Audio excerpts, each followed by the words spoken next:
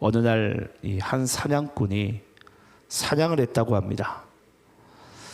이제 밤은 깊어오고 그 사냥꾼은 처음 간 곳이기 때문에 길을 잃었다고 해요. 그래서 이제 빨리 돌아가지 않으면은 무언가 내가 생명의 위협을 받겠거니 해서 그 사냥꾼은 집으로 돌아가기 위해서 그 산에서 내려와서 이제 큰 강을 지나야만 했습니다. 근데 그 큰 강은 당시 겨울이었기 때문에 정말 꽁꽁 얼어붙었다 그래요. 근데 이 사냥꾼이요, 이제 처음에는 이 강을 지날 때 너무 넓은 강이었기 때문에 강을 지날 때 무심코 걸었다고 그럽니다.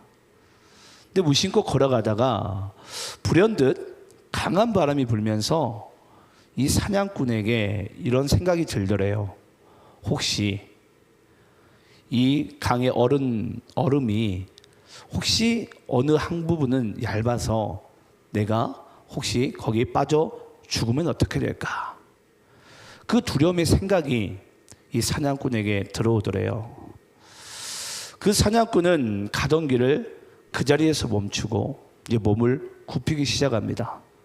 그러면서 꼭 네 발 달린 짐승 마냥 뭐 또 빨리 가면 다행인데 엉금엉금 기어가는 거예요. 혹시라도 힘을 더 주게 되면 그 얼음이 깨질까 봐. 그런데 갑자기 한 조금 걸어갔을까요? 뒤에서부터 쿵 하는 진동과 소리가 울립니다. 아, 드디어 올 곳이 왔구나 싶었나 봐요. 이제 얼음이 깨지는 소리인 줄 알고 이 사냥꾼은 나 죽었네 했겠죠. 그러면서 뒤를 돌아봤는데 웬걸요, 큰 말을 탄 한 이 뭐라고 될까요, 나무꾼이 이 말을 타고 오는 거예요. 또 그보다 더 놀라운 사실은 그 말 뒤에 보니까 말보다도 더 큰 그 수레에 볼목한 나무가 가득 실려 있다고 합니다. 그러면서 당차게 그 말을 타고 이 사냥꾼 곁으로 점점 가까이 오더래요. 그러면서 그 나무꾼이 이런 얘기를 합니다. 어이, 거기 누구시오? 그러면서 왜 당신은 거기 기어서 가시오? 라고 이제 이야기를 했나 봐요. 그러면서 이제 그 나무꾼이 아무래도 겁을 먹은 모양인 줄 알고 그 사냥꾼에게 이렇게 이야기를 합니다. 아마 제가 장담하건대 당신이 이 얼음을 아무리 깨고 싶어도 아마 당신이 이 얼음을 깨지 못할 것입니다. 더 이상 당신이 이렇게 기어가게 되면 얼어 죽을 것 같으니까 빨리 내 말에 올라타시오 하면서 올라탔다 그래요. 그러면서 이제 그 사냥꾼이 생명을 이제 건지게 됩니다. 제가 여러분들에게 이 이야기를 이렇게 드리는 이유가 여러분 있습니다. 여기서 여러분 사냥꾼이 처음에 무심코 걸어가다가 갑자기 두려운 마음이 임해가지고 그 강을 건너지도 못하고 앞으로 가지도 못하고 뒤로 가지도 못한 근본적인 이유가 뭐죠? 두려움 때문에. 혹시라도 이 강의 얼음이 깨질까봐 두려움의 마음이 한 번에 탁 들어오니까 앞으로 나가지를 못하는 거예요. 여러분, 오늘 이 예화가 우리에게 가져다 주는 중요한 여러분 교훈이 뭐라고 생각을 하십니까? 여러분, 이 얼음에 나온 이 사냥꾼의 예화처럼 우리들의 인생도 그렇다는 것입니다. 우리들의 믿음의 인생도. 아마 여기 있는 분들은 다 예수를 아마 믿으실 거예요. 처음엔 우리가 예수를 믿을 때는요, 그냥 멋모르고 앞으로 잘 걸어갑니다. 그러다가 불현듯 나에게 어떤 두려움의 생각이 찾아와요. 그럼 그제서야 갑자기 뭔가 철을 드는 것 마냥, 야, 내가 혹시 예수 믿고 살다가 내가 물에 빠지면 어떡하지? 이 얼음이 깨지면 어떡하지? 예수님이 정말 살아계신 하나님의 아들이 아니라 이 가짜면 어떡하지? 그런 생각들이 여러분 우리에게 탁 닥치게 되면요, 그때부터 우리는 어떻게 할지를 모르는 거예요. 저는 여러분들께 그런 마음을 드리고 싶습니다. 여러분, 여기서 이 길 잃은 사냥꾼이 그 꽝꽝 얼은 그 강을 건널 때 그 얼음이 깨질려나 그 조심하는 마음과 두려워하는 마음보다 더 중요한 마음이 여러분 어떤 마음이죠? 이 얼음이 깨지지 않을 거라는 신뢰감이죠. 신뢰감. 여러분, 우리가 예수 믿고 살아가는 데 있어서 가장 중요한 것은요, 내가 믿는 예수가 내가 두려운 마음과 조심성으로 가는 그런 마음보다 더 중요한 마음은 여러분 뭐죠? 그 예수가 여러분들이 정말 신뢰할 만한 대상이 맞냐라는 거예요. 여러분, 혹시 그 예수라는 그 믿음이 혹시 여러분 깨질 것 같습니까? 간혹 그러잖아요. 우리 뭐 길에 걸어 다니게 되면 이단들이 와가지고 당신 예수 믿습니까? 또는 언제 하나님 만났습니까? 그럼 대답을 잘 못해요. 그러면 그런 분들이 보통 우리에게 어떻게 속삭이죠? 구원 못 받은 것 같다고. 네. 그러면서 예수님 안 만난 것 같다고. 우리 신천지에 오게 되면 예수 잘 믿을 수 있고 천국 갈 수 있다고. 여러분, 지금도 세상에 그런 거짓 진리와 거짓된 정말 정보로서 우리의 믿음을 흔들리려 하는 그런 것들은 너무나도 많습니다. 여러분, 혹시 경주 마들이 혹시 여러분 차안대라고 혹시 아세요? 차안대. 차안대가 뭔지? 예, 정확히 아시네요. 차안대가 뭐냐면요, 이 경주 마들은 이 앞에 눈 양쪽 사이에 이렇게 가림막을 만듭니다. 그걸 차안대라 그래요. 차안대. 여러분, 경주 마들이 왜 차안대를 여러분 씌운 줄 아십니까? 왜 씌운다고 생각하세요? 여러분, 보통 우리 인간의 시야라 그러죠. 시야가 대략 뭐 한 150에서 160도? 예. 그 정도 된다고 칩시다. 예를 들어서. 여러분, 말이 시야가 각도가 몇 도인 줄 아세요? 몇 도나 될 것 같으세요? 300도. 예. 여러분, 말은요, 시야가요, 350도입니다. 350도. 그러면 전체가 360도니까 10도만 빼고는 말은 다 볼 수가 있어요. 다 볼 수가 있어요. 네. 여러분, 우리가 예수 믿고 살아가는 우리의 인생 가운데 있어서 하나님께서 우리에게 말씀하기 원하시는 가장 근본적인 부분이 바로 이겁니다. 왜 하나님께서 우리에게 오직 믿음으로 오직 예수만이라는 이 신앙의 하나의 툴을 우리에게 말씀한 줄 아십니까? 우리 인간은요, 베드로가 물 위를 걸을 때도 그랬어요. 처음에 예수님께서 걸어오라, 잘 걸었어요. 근데 그런 베드로에게 바람이 불 때 어떤 마음이 들게 되죠? 두려운 마음이 들어가기 시작할 때부터 베드로는 물에 빠지기 시작합니다. 여러분, 우리가 예수를 믿고 살아갈 때 있어서 가장 중요한 것이 그거예요. 오늘 말씀에 여러분 보게 되면 뭐죠? 두 여자, 두 언약. 하나님께서 여러분 우리에게 두 여자, 두 언약을 주셨나요? 아닙니다. 하나님께서는 우리에게 한 여자, 한 언약을 주셨어요.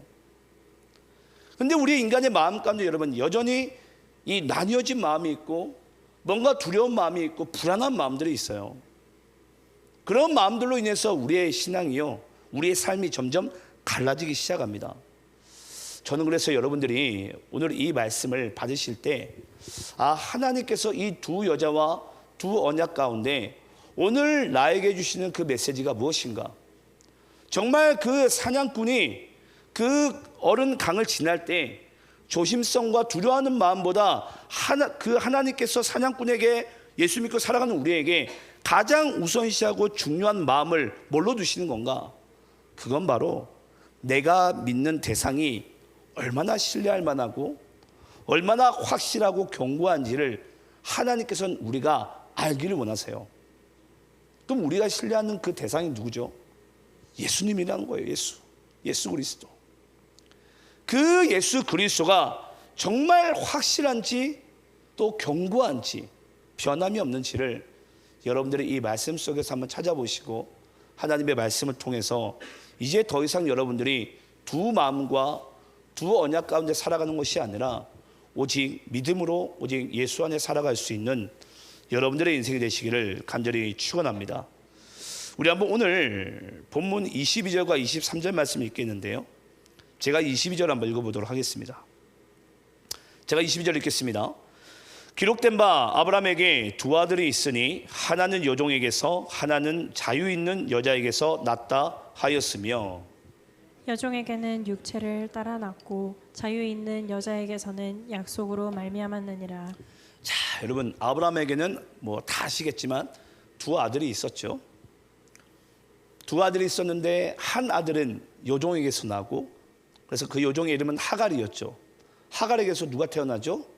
이스마엘이 태어납니다. 그리고 자유 있는 여자 그 사라에게는 어떤 아들이 태어나게 되죠? 이삭이 태어나죠. 자, 그러면 여러분, 왜 오늘 하나님께서 지금 율법과 복음, 이 율법과 복음 사이에 왜 하나님께서 아브라함의 이야기를 여러분 하고 싶어 하실까요? 아브라함의 믿음이 여러분 너무나도 훌륭해서일까요? 그렇지 않습니다. 여러분, 아브라함은요, 우리와 성정이 똑같은 자예요. 그에게 의로움이랑 전혀 없어요. 그에게 믿음의 조상의 어떠한 자격과 배경이 전혀 없어요. 하나님께서 아브라함을 믿음의 조상으로 삼으신 것은요, 아브라함보다 하나님이 보시기에 이 믿음이라는 것은 하나님의 은혜로 주어진다는 그 사실을, 이루어진다는 사실을 더 확실하게 내비칠 인생이 없기 때문에 하나님이 아브라함을 택하신 거예요. 저는 제가 여러분들께 제가 겸손을 떨려고 그런 게 아니고요, 전 제 인생도 그렇다고 생각을 해요. 하나님께서 왜 하고 많은 인물 중에 나를 목회자로 주의 종으로 삼으셨을까? 저는 제가 오죽이나 못났으면 하나님이 저를 주의 종으로 삼았나 싶어요. 왠 줄 아십니까? 아는 거 많고, 제가 봐도 제가 예를 들어서 세상에 빠져 살았더라면은 저는 아마 제 나름대로 거기에 그냥 빠져가지고 그냥 열심히 살았을 것 같아요. 여러분, 중요한 게 뭐냐면요, 하나님께서는요, 어찌 보면 그 아브라함 같은 재 많은 인생과 연약한 인생을요, 하나님의 사람으로 다 붙으십니다. 왠 줄 아세요? 믿음은 하나님의 은혜로 주어지고 은혜로 이루어진다는 사실을 하나님께서 증명해내기 위해서. 예. 그래서 고린도전서 1장 말씀 보시게 되면 하나님께서 말씀하시잖아요. 약한 자를 들어서서 강한 자를 부끄럽게 하시고, 가난한 자와 저주받은 자를 택하셔서 있는 자를 부끄럽게 하시는 것이 하나님께서 그 영혼들을 부르시는 근본적인 목적인 줄을 믿으시기를 간절히 축원합니다. 그래서 그러면 멸망한 자들에게는 이 복음과 믿음이요, 정말 너무 쓸모없는 것처럼 보여요. 근데 예수 믿는 우리에게는 이 믿음과 복음은 여러분 뭡니까? 십자가는 하나님의 능력 아닙니까? 네.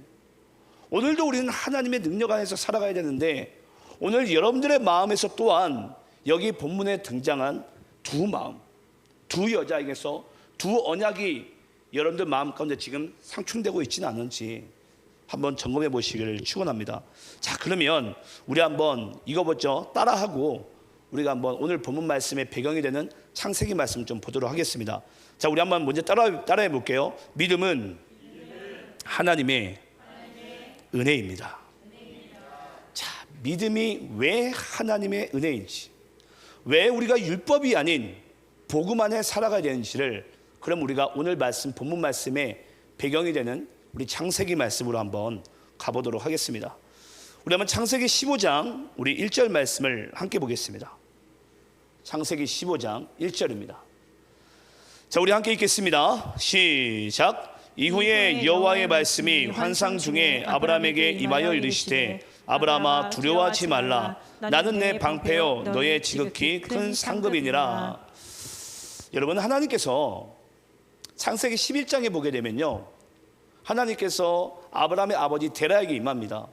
데라야, 너 갈대 우르를 떠나서 너 가나안 땅으로 가라. 근데 창세기 12장에 바로 11장 말미와 12장 그 초반부에 보게 되면요, 이 강을 하나 두고서 아브라함이요 멈칫해요. 아니 데라가. 그 아버지 데라가 멈칫하니까 하나님께서 그 데라를 거기서 숨을 거두게 하십니다. 그러면서 하나님의 언약이 아브라함에게 임하게 되고 아브라함은 결국은 가나안 땅에 가게 됩니다. 근데 가나안 땅에 가자마자 하나님께서 아브라함에게 말씀하세요. 내가 너로 하여금 큰 민족을 이루겠다. 그리고 나서 이 아브라함의 인생 가운데 예기치 못한 사건이 벌어지게 되는데요.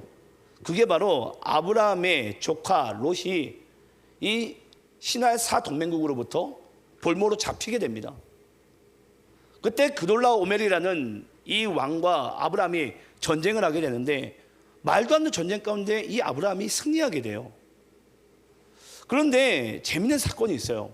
승리하고 난 다음에 이 창세기 15장에 가서 아브라함의 나이가 75세가 됩니다. 그럼 거의 노인 아닙니까?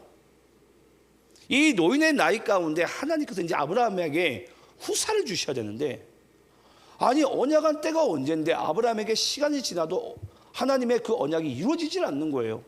아니 이루어질 어떤 기미라도 보이시던지. 그래서 창세기 15장에 가서 이 아브라함에게 지금 어떤 마음이 임하게 되죠? 두려움이 임하게 돼요. 두려움이.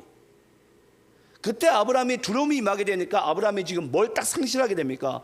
창세기 12장에서 자신에게 언약하신 하나님의 언약의 말씀이 완전히 사라지기 시작하고 자신이 어떠한 만드는 새로운 언약을 자기가 만들어 버립니다. 그게 뭐냐면 바로 엘리에셀이에요. 안 되겠다. 하나님이 나에게 후사를 주지 않으니까 내가 한번 내 생명을 한번 지켜봐야 되겠다. 그래서 자기의 남종인 엘리에셀을 하나님 그럼 내 후사로 삼겠습니다. 그때 하나님께서 창세기 15장 1절에 나타나셔서 아브라함에게 말씀하신 것이 바로 그거예요. 아브라함아, 너 지금 두려워하고 있는데 두려워하지 마. 두려워하지 마. 너 보복에 대한 두려움 가운데 너 지금 후사가 없으니까 두려워하는 것 같은데 두려워하지 마라. 뭐다? 나는 내 방패고 너의 지극히 큰 상급이니라. 내가 너를 지켜준다는 뜻이에요. 그런데 여러분, 이게 아브라함의 귀 가운데 정말 믿음으로 잘 들렸을까요? 아마 믿는 신용을 했을 것 같아요. 그렇지. 하나님은 나의 방패시고 나를 지켜주시겠지. 그러면서 하나님께서요, 창세기 15장 4절부터 6절까지 이런 말씀을 하십니다. 우리 한번 창세기 15장 4절부터 6절까지 말씀, 자 함께 한번 우리 교독하면서 읽겠습니다. 제가 4절 있습니다. 여호와의 말씀이 그에게 임하여 이르시되 그 사람이 내 상속자가 아니라 엘리에셀을 말합니다.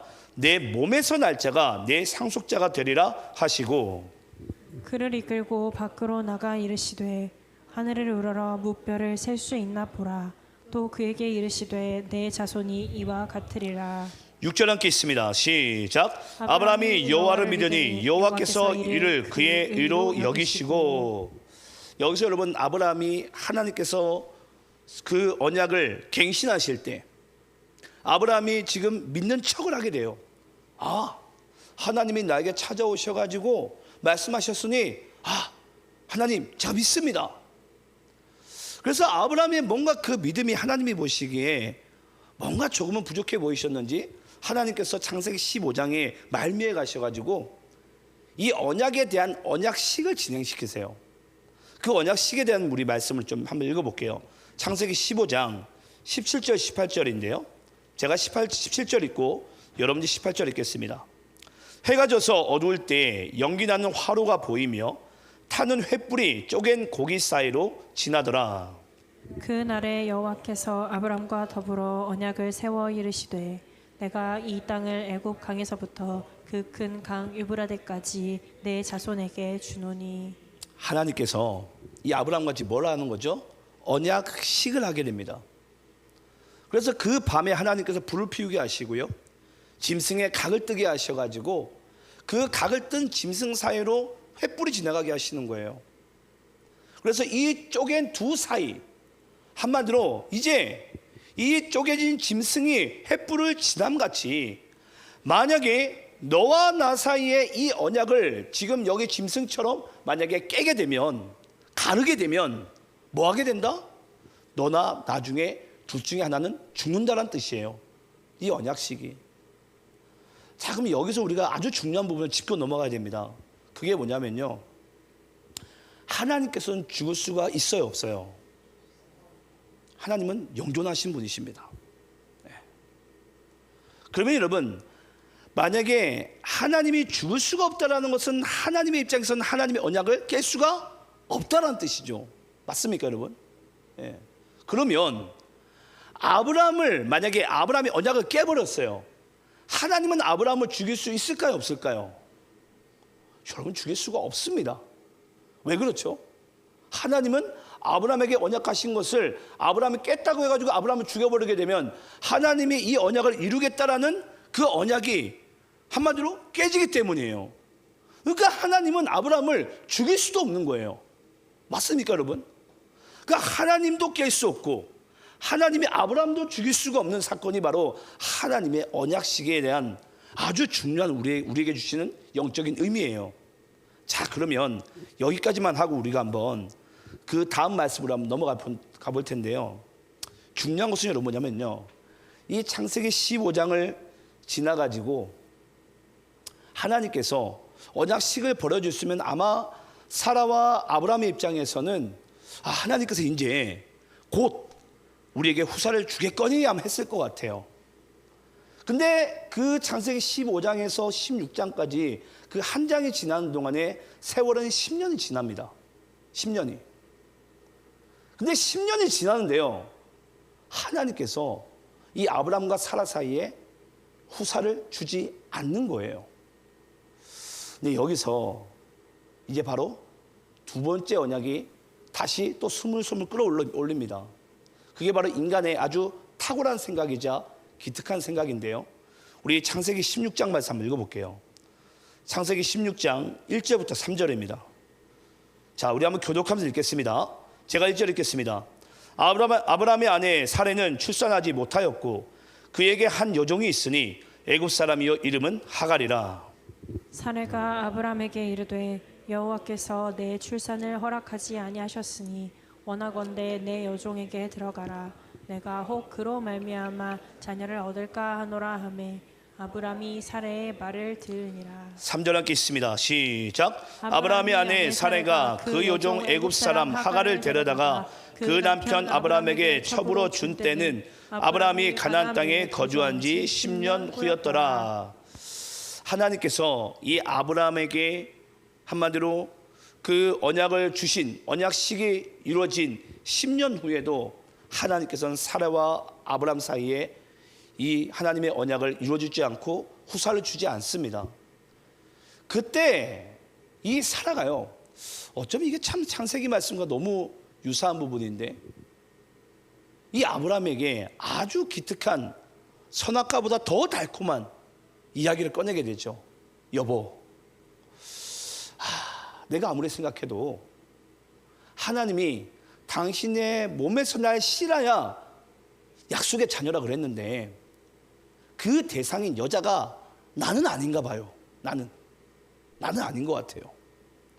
내가 여자지만 당신 아내지만 눈 한 번 딱 감아줄게요.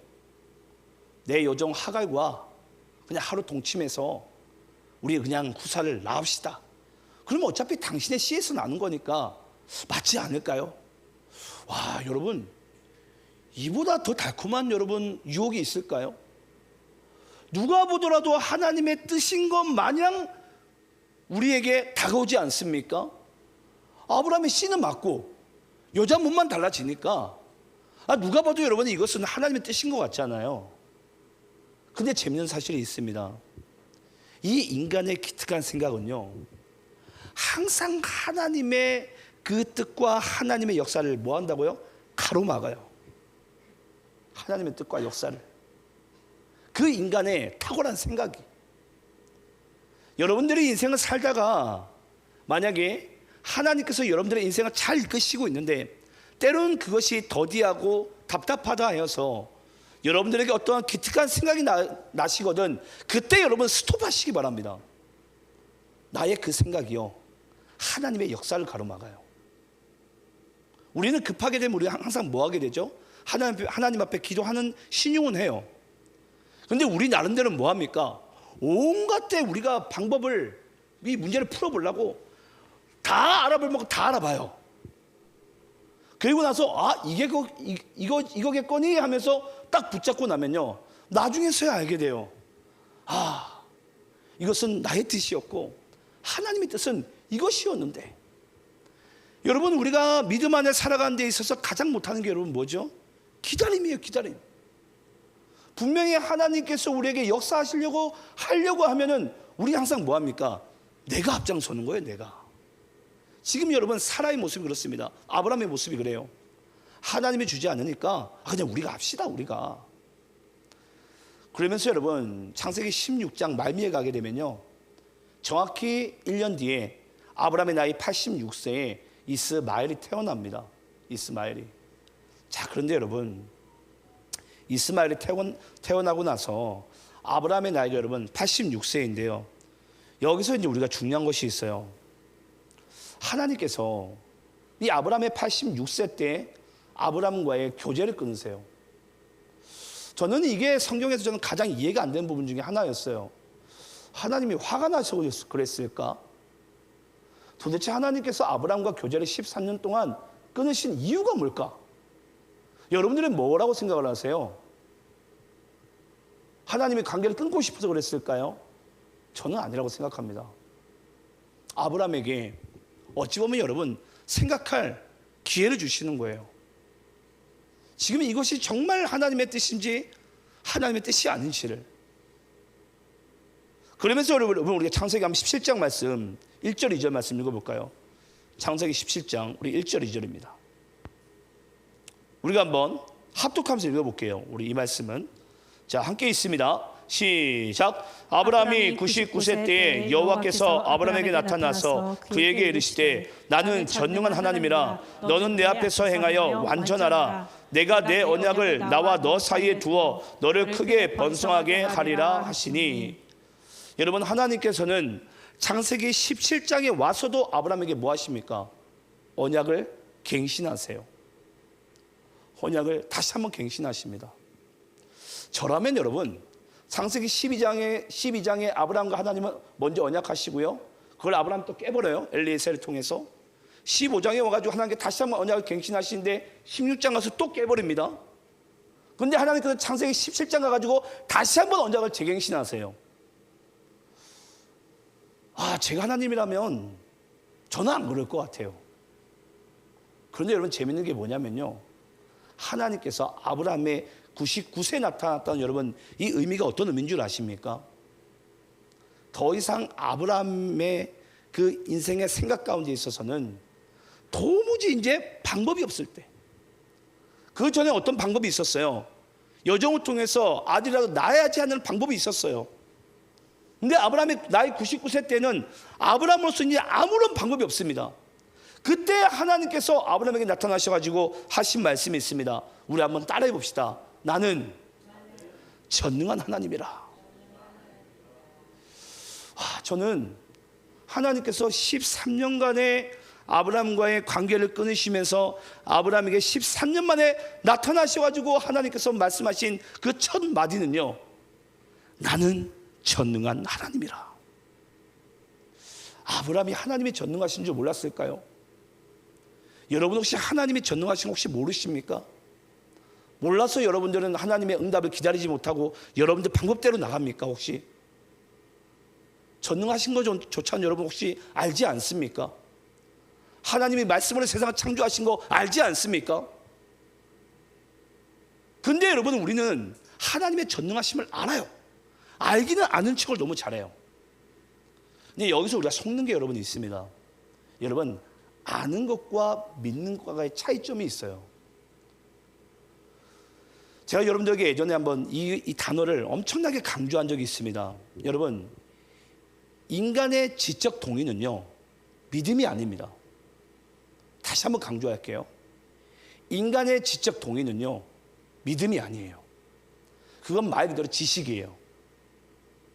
근데 우리는 성경 말씀에 아브라함 알지. 하나님 알지. 전능한 하나님인 거 혹시 모릅니까? 알지. 근데 지금 아브라함에게는 그 전능한 하나님이 지식적으로 지적 동의로서 알긴 알지만 뭐 하지를 못하는 거예요? 믿지를 못하는 거예요. 믿지를. 제가 여러분들에게 한번 질문해 볼까요? 여러분 하나님의 전능하심을 여러분은 지적 동의로 알고 있습니까? 여러분이 정말 믿고 살아가고 있습니까? 여러분 정말 믿고 있습니까? 하나님의 전능하심을. 우리는 여러분 하나님을 믿는다 하지만 어쩌면 우리의 인생 가운데 지금도 지적 동의로서 그 하나님 앞에 나의 뜻과 나의 방법과 나의 어떠한 여러 가지 술수로 살아가고 있는 줄도 몰라요. 그러면서 하나님께서 말씀하십니다. 아브라함아, 나는 전능한 하나님이라. 그러면서 하나님께서 뭐라고 말씀하시죠? 그 뒤에 어떠한 것을 하나 단서를 납니다. 이제 뭐하라? 너는 내 앞에서 행하여 완전하라 라고 그럽니다. 너는 내 앞에서 행하라. 네 뜻 말고, 너의 계획 말고, 너의 기특한 생각 말고, 너의 탁월한 생각 말고 뭐하라? 너는 내 앞에서 행하여 완전하라. 우리가 하나님 앞에서 행하여 완전하라가 뭔지 아십니까? 그게 바로 여러분 할례예요. 할례. 그러면서 하나님께서 아브라함에게 말씀한 것이 할례인데요, 우리 창세기 17장 가볼까요? 17장 우리 9절 11절입니다. 자, 하나님 앞에 행하여 완전한 것이 할례인데, 자, 우리 한번 창세기 17장 9절부터 11절 말씀 우리 함께 읽겠습니다. 자, 교독하면서 있습니다.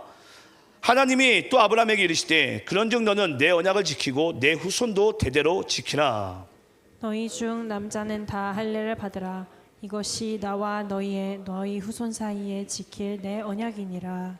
11절 함께 있습니다. 시작. 너희는 포피를 베어라. 이것이 나와 너희 사이의 언약의 표징이니라. 자, 여러분 갈라디아서 4장에 와가지고 왜 하나님께서 바울의 입술을 통해서 이 믿음이 흔들리려고 하는 갈라디아 교회에게 왜 지금 두 여자 두 언약, 한마디로 그리스도의 복음과 할례 이야기를 왜 하는지 여러분 아십니까? 유대로부터 내려온 자들이 갈라디아 교회의 그 믿음을 흔들려고 하는 그 요소가 바로 할례예요. 그러니까 지금 사도 바울이 갈라디아 교인들이 믿음이 흔들리려고 하자, 그때 사도 바울이 진짜 할례의 의미를 지금 그들에게 말씀하고 싶은 거예요. 왜냐? 그 할례가 바로 하나님 앞에 완전하게 행하는 바로 행위니까, 믿음의 삶이니까. 여러분 그게 뭔 줄 아십니까? 하나님께서 창세기 17장에서 아브라함에게 할례를 행하게 하시고 또 뭐라고 말씀하시죠? 아브라함아, 너뿐 아니라 네 성읍에 있는 모든 남자는 다 뭐하라? 다 할례를 행하라. 여기서 여러분 고대 사회에서 남자에게 할례를 행한다는 것은 이런 뜻을 가지고 있습니다. 이제 너는 육신적으로는 뭐 했다? 죽었다. 죽었다. 그게 무슨 뜻인 줄 아세요? 너는 이제는 죽은 목숨이라는 거예요. 죽었다. 나의 옛사람은 죽었다라는 거예요. 죽었다. 나의 율법적인 사고는 죽었다라는 것이고, 나의 기특한 생각과 탁월한 생각은 죽었다라는 것입니다. 그럼 이제 우리는 어떻게 살아가야 되죠? 그리스도 안에서 새로운 피조물로 살아가야 돼요. 쉽게 이야기를 하자면 하나님이 말씀하지 않으면은 우리 이제 움직일 수도 없고 앞으로 나갈 수도 없는 존재예요. 그게 바로 뭐라고요? 할례의 진짜 의미라고요. 그래서 너는 내 앞에서 완전하게 행하라라는 것은 무슨 뜻이냐면, 너는 이제 네 뜻대로 네 마음대로 네 방법대로 살아간 너의 삶은 뭐했다? 죽었다라는 것입니다. 그래서 너는 이제 앞으로 뭐 해야 된다? 이제 그리스도 안에서 새로운 피조물로서 주께서 인도하신 대로 주와 함께 동행하심으로 주와 함께 한 발자국 한 발자국 그렇게 걸어가는 인생이 바로 하나님 앞에서 행하는 완전함인 줄을 믿으시기를 간절히 축원합니다. 이것이 뭐라는 겁니까? 할례예요. 할례. 할례의 진짜 뜻. 근데 지금 유대로부터 내려온 이 많은 유대인들이 지금 갈라디아 지방에 있는 많은 사람들에게 어떤 유혹을 주는 거예요? 할례 껍데기만 붙잡고 앉아 있는 거예요. 할례 의식만. 야, 할례 의식을 행해야지. 여러분, 여기서 할례 의식이 중요합니까? 할례 본뜻이 중요해요. 근데 그 할례의 본뜻은 뭐라고요? 이제 더 이상 내가 기특한 생각과 나의 계획과 나의 방법대로 살아간 모든 삶은 죽었다라는 거예요. 아니, 나의 연약함과 죄성마저도 죽었다라는 거예요. 이제 하나님의 언약 안에서, 하나님의 뜻 안에서 그렇게 살아가는 인생이 바로 진정한 믿음의 삶이자 할례받은 인생인 줄을 믿습니다. 그래서 여러분, 예수를 믿는 자와 성령을 받은 자들을 뭐라고 이야기를 하죠? 마음의 할례를 받은 자들이다. 마음의 할례를 받은 자들. 이제 여러분, 제가 말씀을 마치겠습니다. 오늘 여러분들이 이 말씀 속에서 반드시 붙잡아야 될 것이 있습니다. 그것이 뭐냐면요, 오늘 우리 모두가 아브라함처럼 나의 옛사람이 죽었다라는 것을 우리가 인정해야지만 우리는 뭐 안에 살아갈 수 있죠? 참 부활신앙 안에 살아갈 수가 있어요. 갈라디아서 2장 20절 말씀 가운데 내가 그리스도와 함께 십자가에 못 박혔나니, 내가 그리스도와 함께라고 얘기합니다, 사도 바울이. 그럼 나의 옛사람 뭐였다는 거예요? 죽었다라는 거예요. 죽었다. 그래서 이제는 내가 그리스도 안에서 새로운 피조물로서 그리스도와 함께 살아가는 것이 바로 진짜 하나님의 자녀의 삶이고 하나님의 그 백성의 삶인 줄을 믿습니다. 오늘 이 말씀이 전 여러분들의 삶 가운데 정말 뿌리 깊게 내려가기를 간절히 축원합니다. 기도하겠습니다.